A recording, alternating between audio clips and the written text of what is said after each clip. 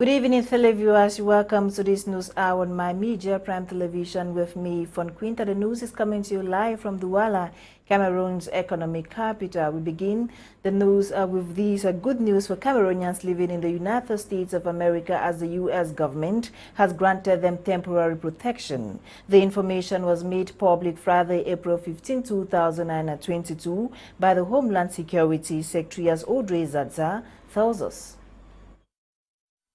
At least 30,000 Cameroonians seeking asylum in the United States of America are expecting to benefit from a temporary protected status program TPS in the U.S.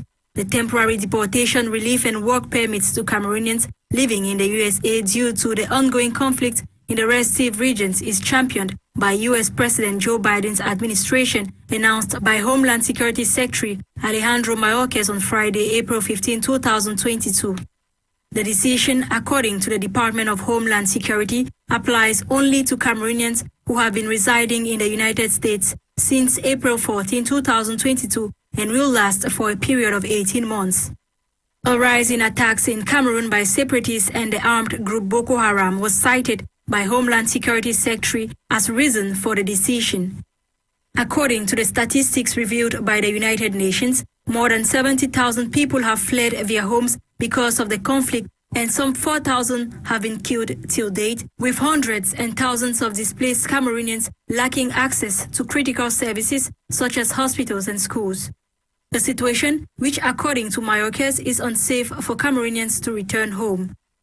Human Rights Watch said in a report released on February 10, 2022, that some dozens of Cameroonian asylum seekers deported by the United States had been subjected to serious human rights violations between 2019 and 2021 by Cameroonian authorities.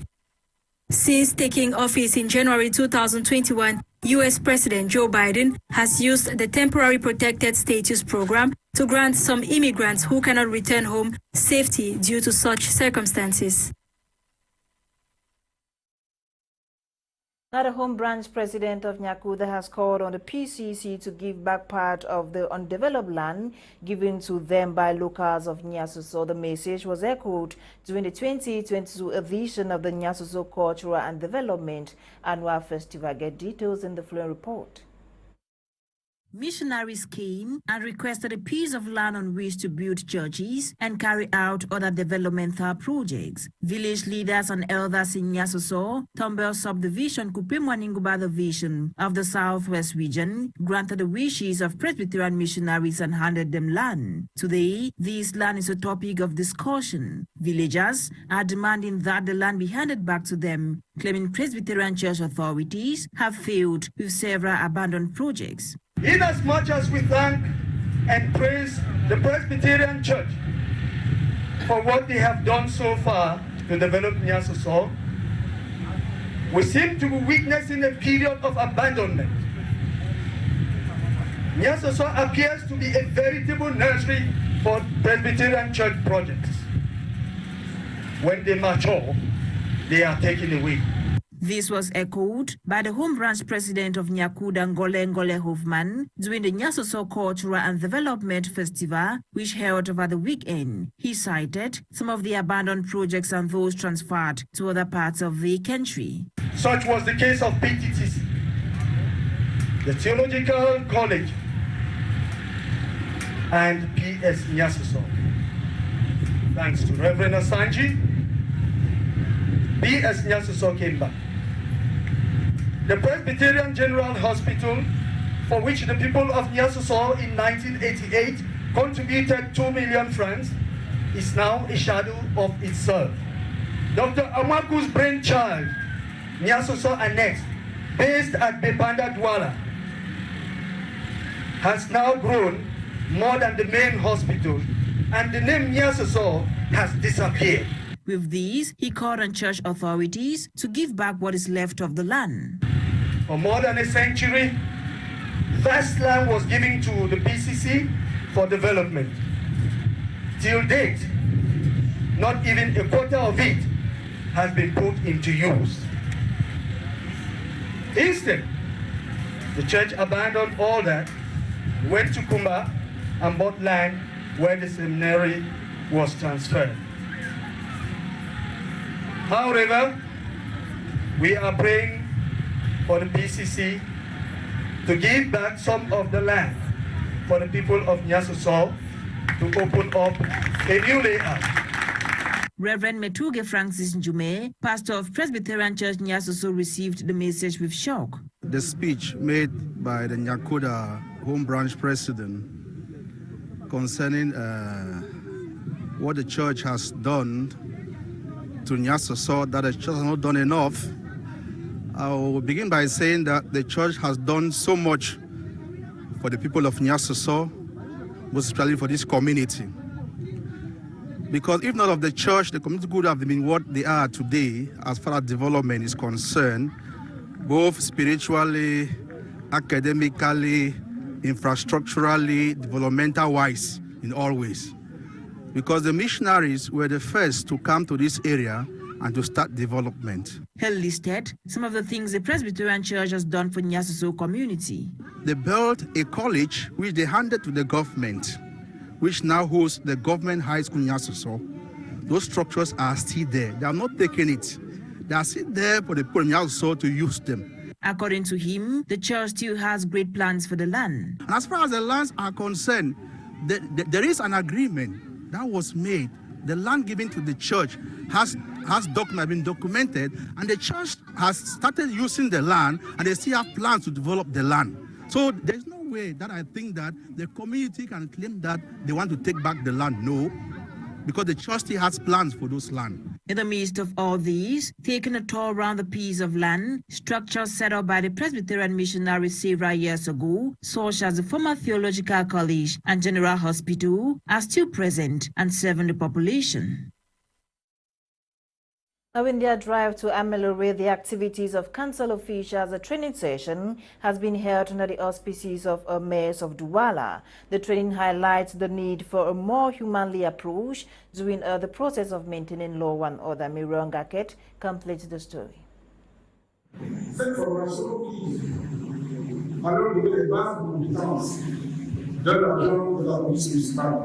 A council officer for maintaining security it's not he who uses power, but it is that person who renders order amongst the people. This is the leitmotif instilled in the newly recruited council officers during the training session held this 18th of April 2022 at the Multipurpose Center of Bepanda in Douala. This initiative comes at a time when the human capital has proven insufficient, but most importantly, when officers are accused of overstepping the boundaries of their competences. As you know, our municipal police is a new staff. It is not really, they need to be strengthened because we have just today about 450 people for municipal police. That is for 6 subdivision. This is a level of about less than 100 per subdivision. The activities revolves around reinforcing the sense of patriotism, providing the circumference of their competencies, fostering the spirit of rendering service to the public, these in a bid to ease their interaction with civilians. The second level of what we are doing today is to try to bring training to these people, to these young people. Because if they have to use public violence, it is not the aim of a municipal police. It is one who, like Bobby's in London or where, it should be at the side of people and not against people. So far, this segment of law enforcement has been negatively labeled by the public, and the Operation Revamp, chaired by good numbers of mayors and dignitaries, comes as a relief for many. Consumers in the town of Kribi, South region of Cameroon, have raised concerns over the unprecedented price hikes on beef and other related products. In response to their worries, the division officer for Ocean Division alongside stakeholders have taken drastic decisions towards this effect. The Lingande completes the story. While stakeholders are busy trying to fix the current economic disruption nationwide, the cost of living in the seaside city of Kribi is becoming unbearably expensive by the day. For instance, Affording beef in the household is now a difficult equation to balance as consumers continue to complain about the sudden price hikes at the butchery. Le prix de viande a commencé. La dernière fois, on a dû aller chez le délégué de commerce. The price of beef began increasing the last time we went to see the regional delegate for commerce, where he told us on April 3rd that there was an augmentation in beef prices in the market. An increase in prices for which the reasons are diverse and multiple.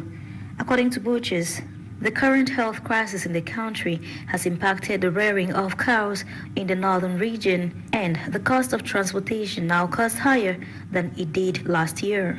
Meanwhile, for others, the problem cuts across national boundaries.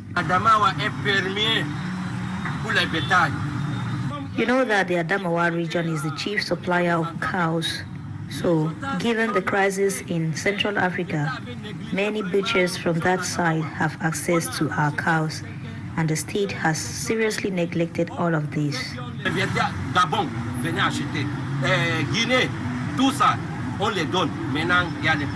Nonetheless, in order to solve the plight of beef consumers in this part of the country, the divisional officer for the Ocean Division, Noel, in synergy with the butchers and the regional delegate for trade and commerce, have all agreed on fixed prices.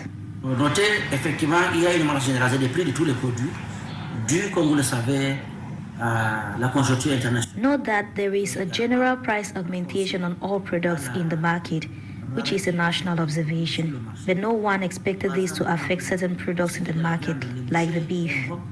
But on my part, I've held a meeting with the butchers and other stakeholders to see how this problem can be readdressed.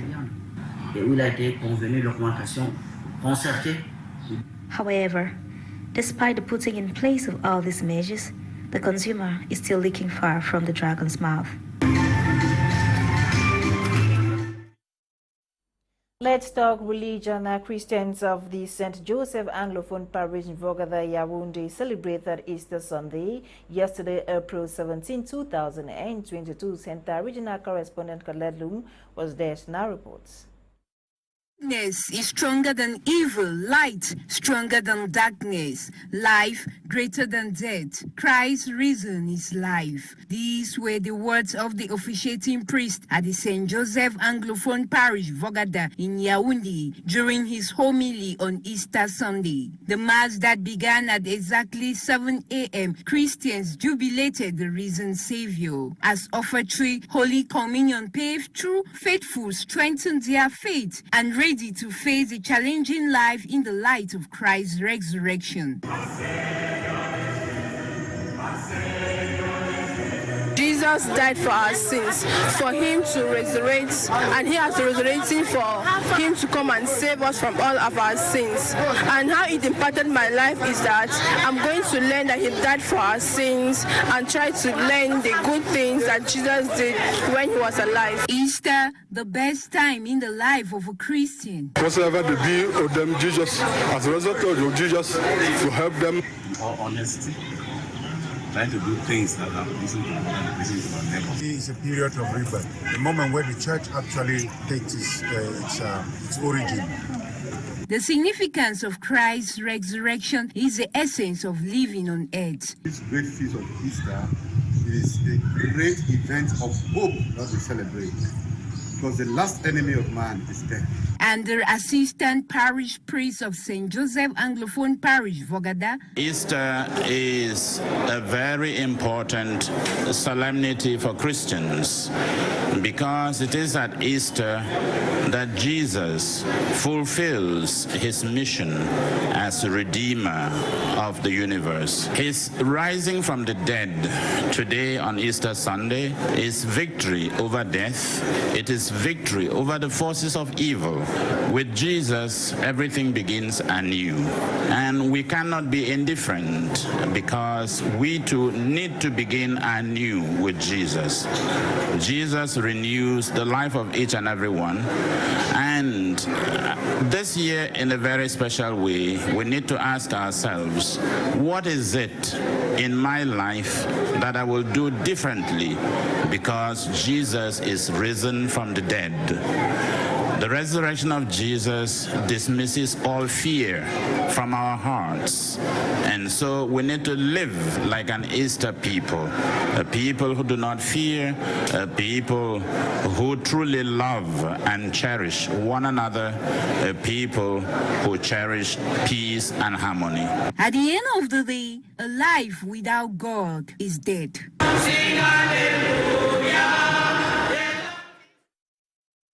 Away from religion, sons and daughters of Nyaso locality in Tombel subdivision, southwest region of Cameroon, met over the weekend under the banner of the Nyaso Cultural and Development Association to raise funds for the development of their village. This is coming 4 years after a break due to the ongoing Anglophone crisis, as Yaounde tells us. After 4 years of severe crisis, sons and daughters of Nyaso in the Tombel subdivision, Kupe Manenguba division of the Southwest region, have come back home as one big family for development purposes. According to the President General of the Nyaso Cultural and Development Association, it is time to take the commitment to rebuild the village whose economy has been falling, especially in the domain of road infrastructure. We are taking a commitment to rebuild Nyaso. And so that goes, first of all, through rebuilding the road. It is true that the main axis that leads joins Tombel and Bangam, we are on that main axis. It is the responsibility of the government. And so we are going to lobby, we are going to plead with the authorities that be to make that road passable. Nyaso is one of the villages of the Southwest region whose socio-economic sector has been greatly hit by the ongoing Anglophone crisis. Population is elated that peace is gradually returning to their community, making it possible to hold their cultural festival. All of us are living witness to the reality of 2022 because the last event was in 2017, interrupted by the challenges that were within 2017 and 2020 and 2019, if I may say so. You have all realized that the enthusiasm within the population is a true sign and show that normalcy is back. And everybody has understood that you can only develop in an atmosphere of peace. The cultural festival saw the holding of a live executive committee meeting where the ESCO members gave a rundown of their activities since they were elected at the helm of Nyakuda. When this ESCO took over at the helm of Nyakuda, we set out with a double objective of modernizing the organization of the association while at the same time executing more concrete developmental projects that will positively impact the lives of the inhabitants of Nyaso. As concerns modernizing the organization of our association, we registered the association with the administration, opened the bank account with PSEC for transparent and secure monetary transactions, introduced membership cards to keep track of individual contributions, and even created a website. The 4-day cultural festival in Nyaso was animated with several other activities, among which were a football match, a cross-country race, an inter-village sanitation competition, and the election of the Miss Nyaso beauty pageant.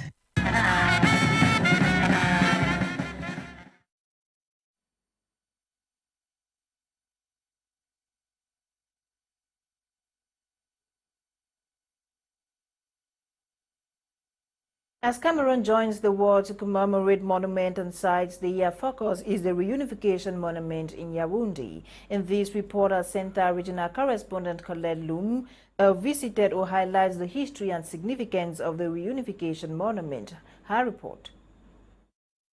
At the plateau at Temengeng, Yaounde, stand an outstanding work of art which represents the past, present, and the future of Cameroon. The Reunification Monument. Inaugurated in 1978 by President Amadou Ahidjo, the monument memorialized the merging of the two Cameroon in October 1961. Constructed to symbolize the reunification of the two Cameroons, that's British Southern Cameroons and then French Cameroon.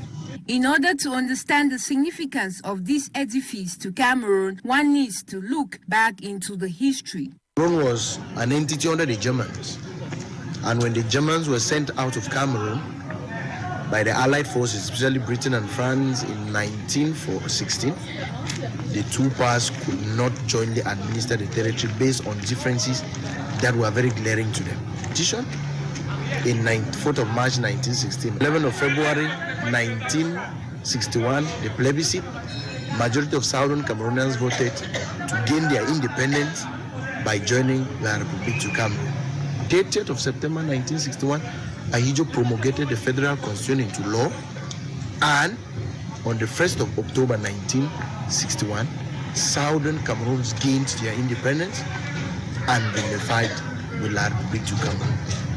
The architects of this reunification monument are Gideon Pondo and Benven. The monument, whose construction lasted 5 years, consists of two structures. The 7-meter-tall statue of a Pecha holding a flame with 5 kids around him was designed by Gideon Pondo. At the center of the platform is a 20-meter-tall spider tower designed by a French architect, Armand Salomon.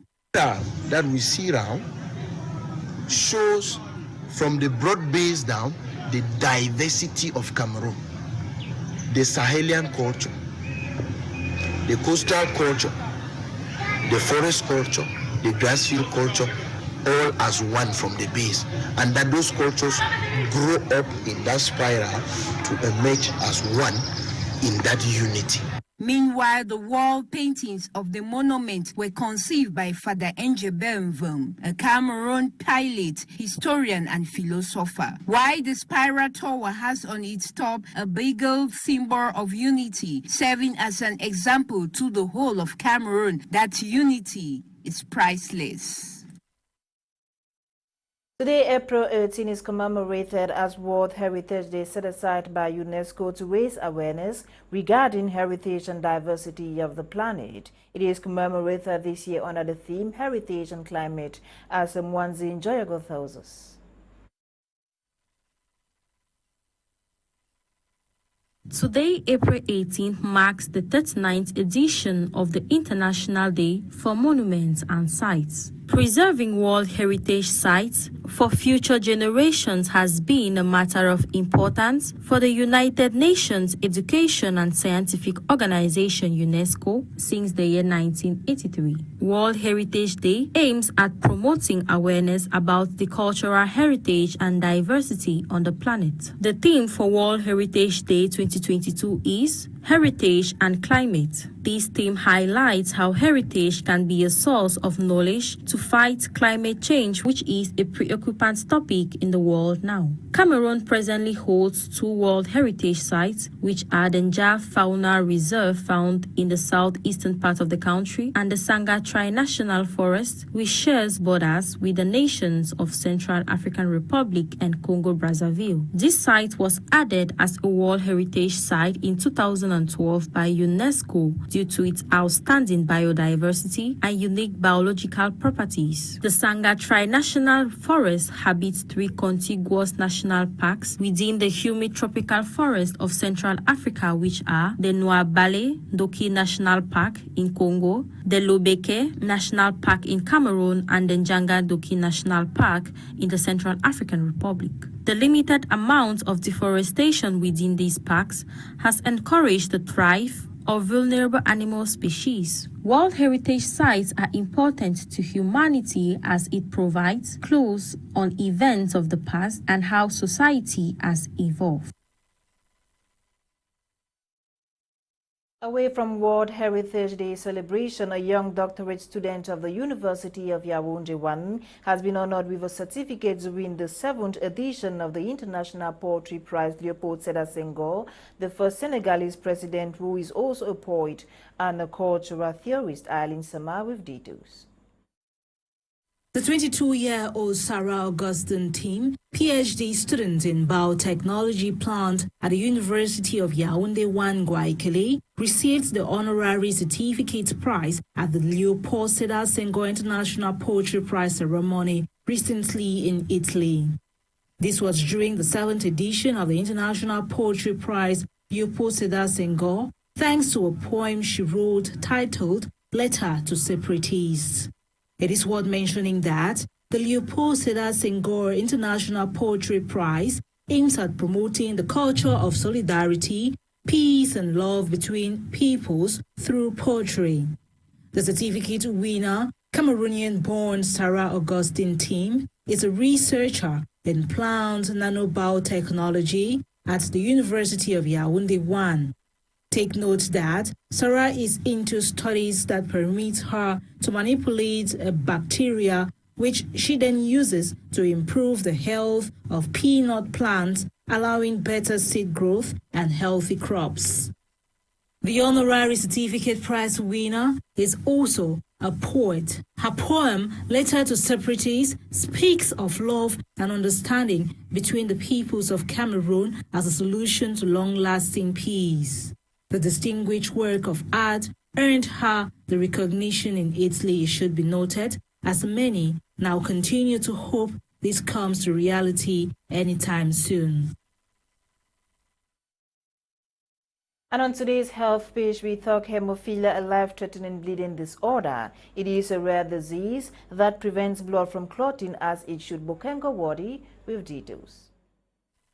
Hemophilia is a blood disorder in which blood does not clot normally due to lack of blood clotting proteins. Varying two types, namely hemophilia A and B, the disease is almost always a genetic disorder, but in health complications such as hepatitis C, joint damage, internal bleeding, autoimmune diseases, arthritis, amongst others, with signs and symptoms such as frequent nosebleed, bruising, blood in urine or stool, unexplained irritability in infants, painful unswollen joints, bruises that won't heal, excessive bleeding from dental work or after a surgery, and many more. The disease is more prevalent in men than in women. Around the world, there exist about 418,000 sufferers of the disease, with an estimated 1,125,000 men living with the inherited bleeding disorder. Worth mentioning is the fact that